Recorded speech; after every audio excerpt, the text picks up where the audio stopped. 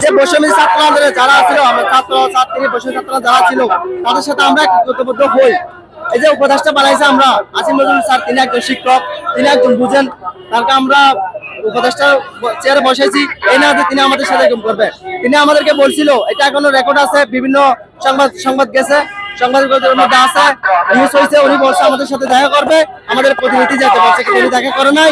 এরপর আমাদের দাবি ছিল সাথে দেখা করার জন্য, সেটা হয় নাই। এখন আমাদের দাবি প্রধান উপদেষ্টার সাক্ষাৎ করতে হবে, আমাদের দাবিগুলো মেনে নিবে। আমাদের এই চাওয়া, এই পাওয়া, প্রত্যেকটা প্রবাসী যারা আছে, প্রবাসীর বিনা সুদে লোন দেওয়া, তাদের যারা আছে তাদেরকে আমরা যতটুকু সহযোগিতা করার করবে, এই আশায় আমরা রাখি। এখন আমরা একটা নিউজ পেয়েছি, ডক্টর ইউনূস উপদেষ্টা যারা আছে, ওনারা আমাদেরকে 5 জন প্রতিনিধি দেখছে, ওনারা কি প্রতিনিধি কি ফলাফল আসবে এটা বিবেচনা করে আমরা রাজপথ ছাড়বো। এর আগে আমরা রাজপথে আছি, থাকবো ইনশাল্লাহ। আমরা